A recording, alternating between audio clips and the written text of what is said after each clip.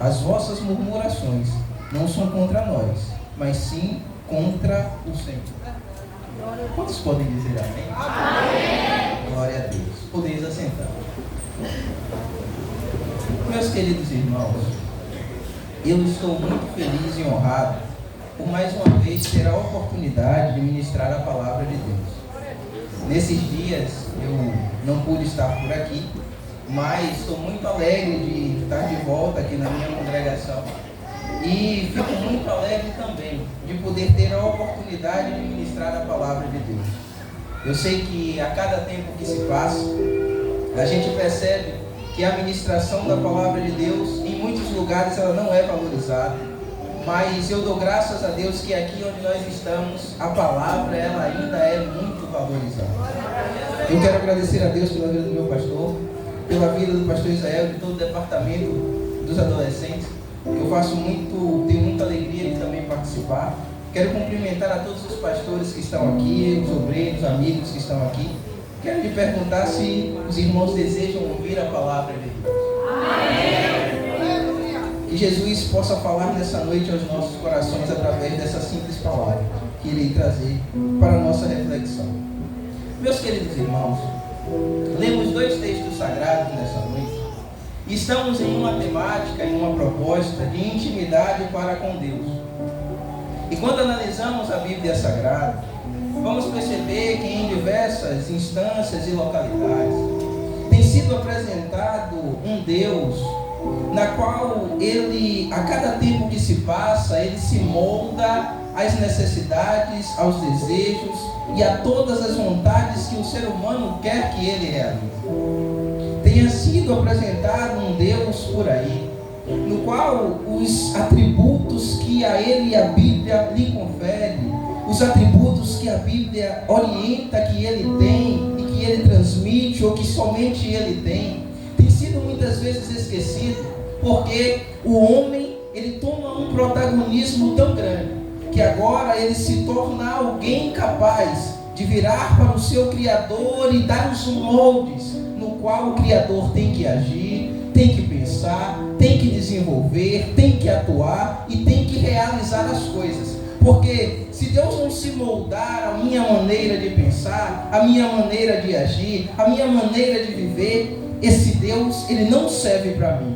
Mas se me apresentarem um Deus que concorde com os meus pensamentos, concorde com todas as minhas práticas, concorde com todos os caminhos que eu quero levar e não defina nada para mim, esse é o Deus que eu desejo, que eu preciso e que eu quero. Aleluia. Só que quando vamos analisar a Bíblia, vamos perceber que em nenhuma das instâncias quem é criatura molda quem o criou, mas é quem cria que molda a sua criatura na medida e no desejo que ele tem.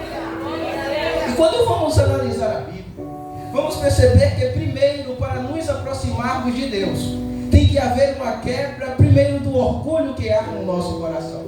Porque muitos homens eles têm o conhecimento, eles às vezes conhecem o método científico de uma profundidade muito grande. Às vezes conhecem todas ou as grandes particularidades da mente, do coração, do corpo, das práticas, das emoções. E por isso, muitas vezes Deus não cabe na sua capacidade intelectual, no seu entendimento muito profundo. Mas a Bíblia vai dizer que a fé, ela é o firme fundamento das coisas que não se vê e a certeza das coisas que se esperam. A Bíblia vai continuar dizendo que através da fé podemos entender que as coisas foram criadas pela palavra de Deus e que através dele que as coisas passaram a existir. A Bíblia vai permanecer dizendo ainda que sem fé é impossível agradar a Deus. E aquele que quer se aproximar dele, primeiro ele tem que acreditar que ele existe e que é galardoador, recompensador de todos aqueles que estão com disposição de lhe buscar. Portanto, se eu quero me aproximar de Deus, a primeira coisa que eu tenho que me despir é talvez da minha capacidade que é muito alta, que é muito grande, que é muito extraordinária e entender que pela fé existe um Deus criador de todas as coisas, que delimitou tudo para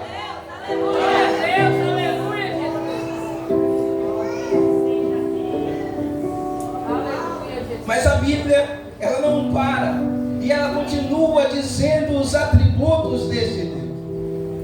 E para se escolher para quem eu vou servir na questão dos dois senhores que foi lido, eu tenho que também ter o entendimento de quem eu vou entregar a minha vida.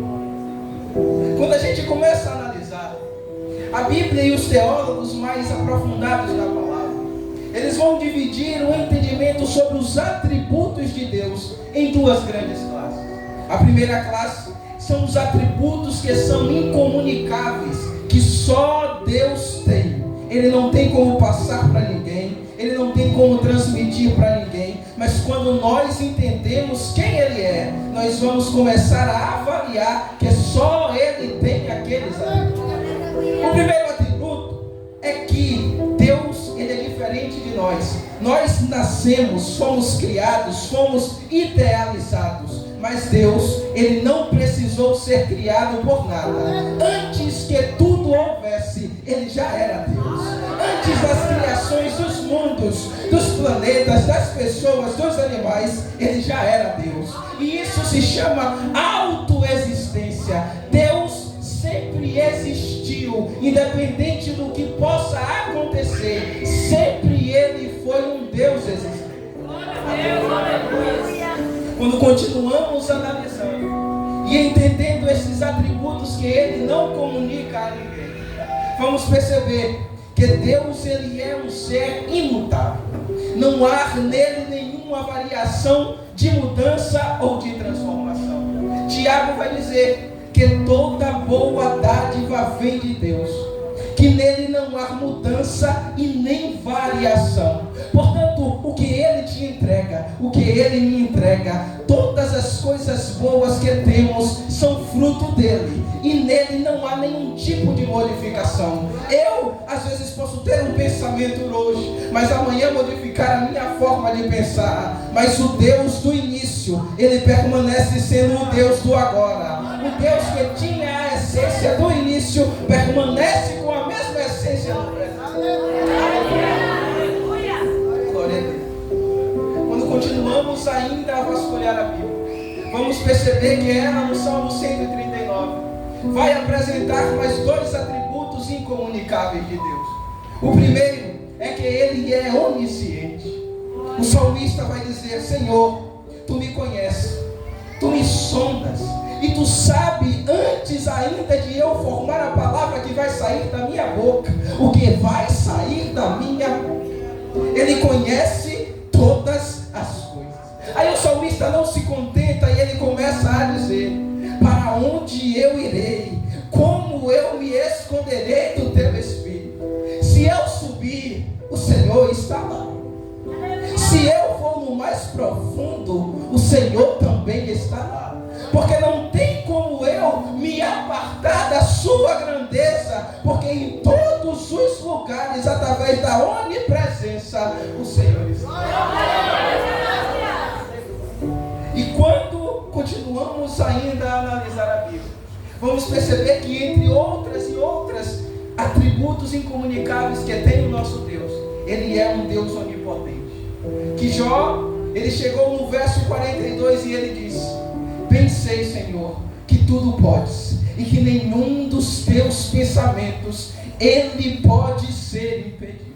Aleluia. Portanto, o Senhor Deus, aquele que nós escolhemos para servir como nosso Senhor, ele é um Deus que tem atributos que são únicos dele, e são atributos grandiosos e maravilhosos.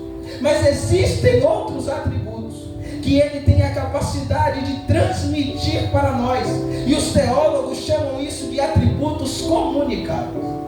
E quais são esses atributos? Eu vou citar somente 3 nessa noite. O primeiro é que o Senhor é santo, e o texto bíblico vai dizer: sede santo como eu sou santo.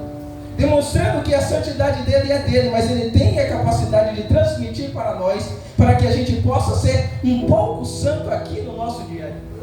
O segundo atributo é que o Senhor é justo, e a Bíblia vai dizer que o Senhor é justo, e Ele ama a justiça, e o seu rosto está para aqueles que são retos, demonstrando que Ele é justo, e transmite para nós o senso de justiça que nós temos.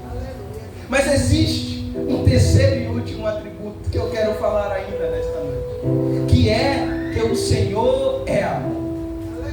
O texto de João vai dizer que Deus amou o mundo de tal maneira que Ele entregou o seu Filho unigênito para todo aquele que nele crê não pereça, mas tenha a vida eterna, demonstrando que Ele é amor.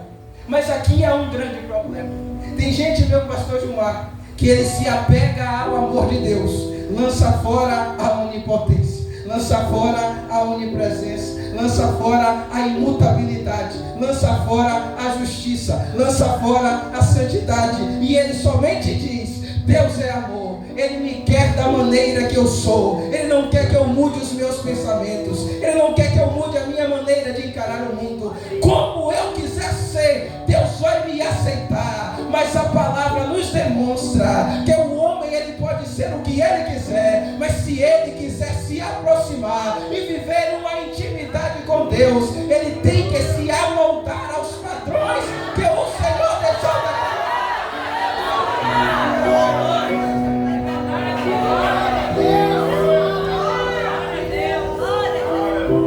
O apóstolo Paulo, ele estava tão animado, tão alegre com a grandeza daquele Senhor que ele havia escolhido para servir, que ele declara, eu já falei aqui algumas vezes, mas esse texto é muito lindo. Ele declara com o seu coração: ó profundidade da riqueza, tanto da sabedoria quanto do conhecimento de Deus, quão insondáveis são os seus caminhos e inescrutáveis, não dá para medir os seus juízos. Quem deu a ele primeiro para que ele restituísse?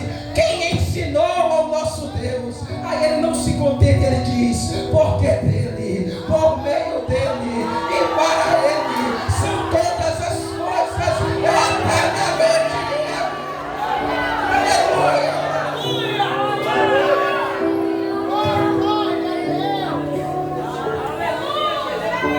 Portanto, a Bíblia mesmo não dá para servir a dois senhores.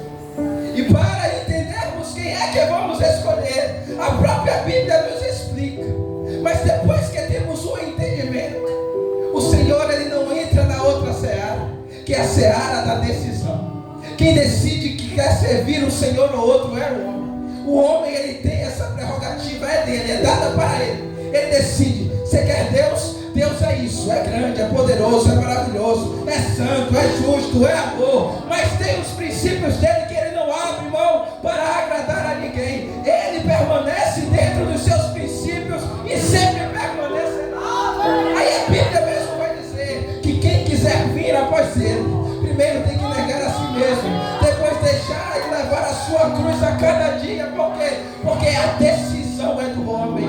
Qual é a decisão que você tem tomado nesta noite? Qual é o Senhor que você vai escolher para a sua vida?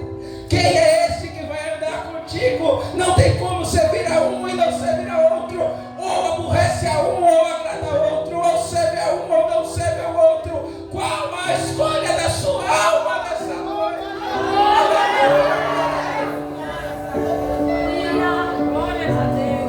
A decisão sempre é do homem. Deus, ele não transmite a decisão para ele.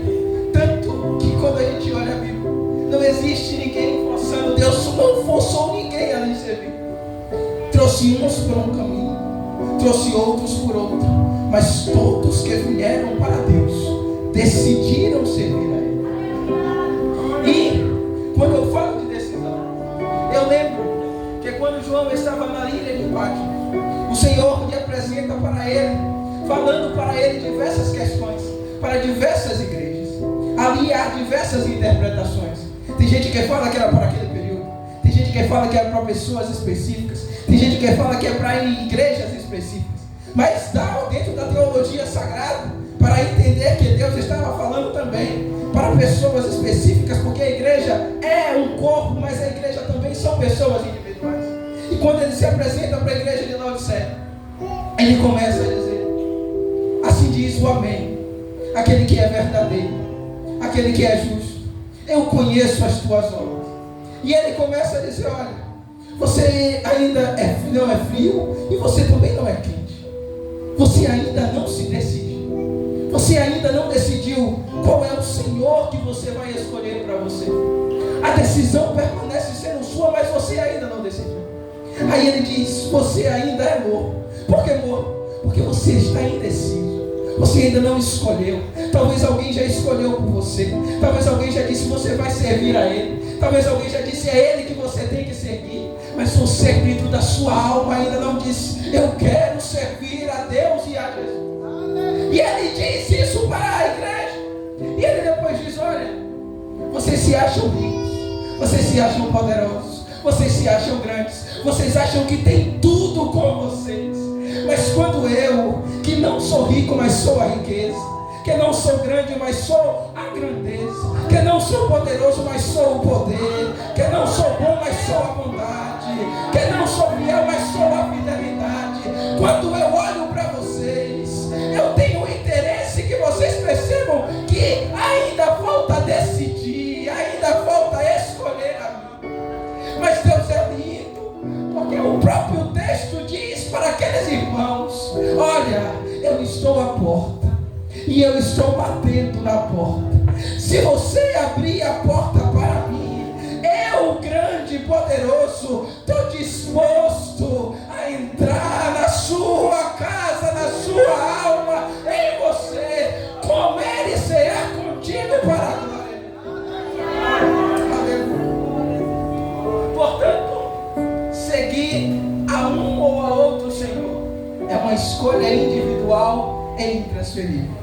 Primeiro, temos que acreditar que Ele existe. Depois, temos que desenvolver o entendimento de quem Ele é. Após isso, a decisão é minha e é sua. E nessa noite, Deus está chamando pessoas para tomarem decisões de servir a Ele para a glória. Mas existe algo interessante, que depois da decisão acontece, que é reconhecer os benefícios que Ele nos tem feito. Muita gente perde a intimidade, porque às vezes ele decide e ele começa a reconhecer Deus em tudo. Deus cuidou de mim, Deus me protegeu, Deus me guardou, Deus me livrou, Deus transformou a minha vida, Deus transformou a minha mente, Deus transformou a minha maneira de agir, Deus transformou a minha maneira de pensar, Deus me tirou de um lugar escuro e me trouxe para um lugar claro, Deus me arrancou do lamaçal, Deus transformou tudo que há em mim. E esse reconhecimento vai fortalecendo a sua aproximação com Deus. Mas tem pessoas que muitas vezes estão como o povo que estava com Moisés. O Senhor tirou todo mundo do Egito, cuidou de todo mundo, estava mandando nuvem para proteger do sol, estava mandando outra para proteger do frio, para aquecer, e o povo estava murmurando, dizendo: se a gente estivesse lá, a gente não estava aqui padecendo de fome. Portanto, a falta de reconhecimento ia gerando o distanciamento, ia gerando a distância entre o povo e Deus. Mas quando Moisés fala com o povo, ele diz: olha, vocês acham que vocês estão reclamando daquilo que está acontecendo, e isso é para nós. Quando você não deixa de reconhecer, e eu também, aquilo que Ele faz e fez pelas nossas vidas, é como se a gente estivesse nos afastando da intimidade para com Ele. Eu fico analisando que quando lemos Ezequiel capítulo 37, o Senhor se apresenta a Ezequiel, lhe mostra um vale de ossos secos e começa a lhe perguntar: Ezequiel, pode esses ossos reviver? E eu fiquei maravilhado, porque eu já li isso uma montanha de vezes, e eu não tinha percebido esse simples detalhe da atitude do profeta. Quando ele viu os ossos secos, ele poderia dizer: está tudo seco, não serve para nada, não vale nada, não dá para nada, não usa para nada. Aí ele vira e diz: antes de eu falar ou murmurar ou deixar de reconhecer, ele diz: Senhor, tu sabes, eu não sei se dá para reviver, mas antes de eu falar que não vai dar, que não serve, que não vale nada, eu vou deixar para tu me dar a resposta. Eu fico analisando que os irmãos talvez não estejam entendendo um pouco esta questão, mas eu vou te esclarecer. Quantas vezes o Senhor nos dá livramentos que a gente nem vê? A gente passa e Deus está nos guardando. A gente vai e Deus está nos protegendo. Quantas vezes a pessoa recebe uma casa e a casa, ela não é aquela casa tão luxuosa, mas a pessoa entra na casa e a boca dela só profere palavras de maldição sobre o lugar. Não vale nada, está caindo aos pedaços, não serve para nada, e ela deixa de reconhecer que Deus deu a casa para ela viver. Quantas vezes a pessoa recebe um trabalho, ela já tinha orado para trabalhar, e aí Deus dá o trabalho, mas ele acorda de manhã angustiado e vai dizendo: porque eu estou indo para esse trabalho? Que luta, que prova, que angústia, que horror, que provação. E ele não consegue compreender que aquele local o Senhor já tinha aberto a porta para ele, pois ele estava pedindo, e aquilo vai distanciando a intimidade. Mas quando eu olho para Ezequiel, ele vai dizer: Senhor, está tudo seco, está tudo difícil, está tudo complicado, mas eu não sei dizer que não vai dar, que não vai servir. Eu não vou abrir a minha boca para proferir coisas ruins, eu vou somente dizer: tu sabes o que fazer.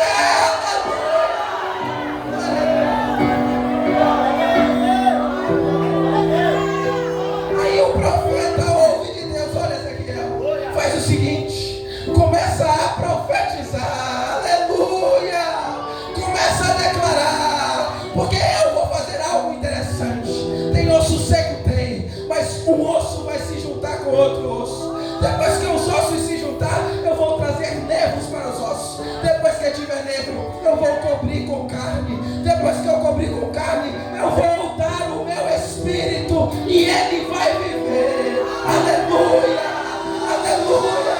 Aí o texto vai dizer que o profeta faz conforme o Senhor ordenou e começa a profetizar, começa a declarar. O osso que estava seco se cola com o outro. Depois vem os nervos para entrelaçar.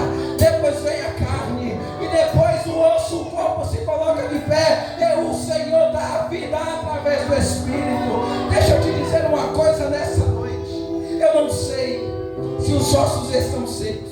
Eu não sei se a murmuração já deixou a intimidade ir para muito longe. Mas nessa noite Deus está nos chamando através dessa palavra. Essa palavra não é somente para você, é para mim também. Ele está nos chamando para reconhecer que Ele tem cuidado, Ele tem guardado. E antes de abrir a boca para reclamar daquilo que Ele já deu, vamos abrir a boca para profetizar. Esse trabalho, o Senhor, só dá trabalho. É muita luta, mas eu vou ter vitória aqui.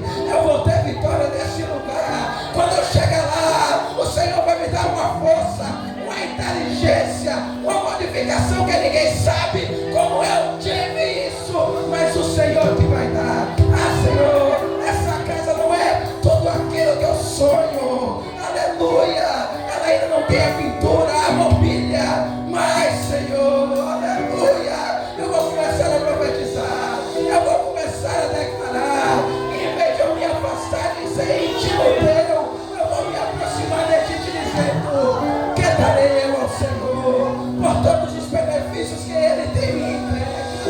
Eu vou te dizer mais, Senhor, vou fazer que nem o salmista, bendize, ó minha alma, ao Senhor, e tudo que há em mim, bendiga ao seu santo nome. Bendize, ó minha alma, ao Senhor, e eu não vou me esquecer dos seus benefícios.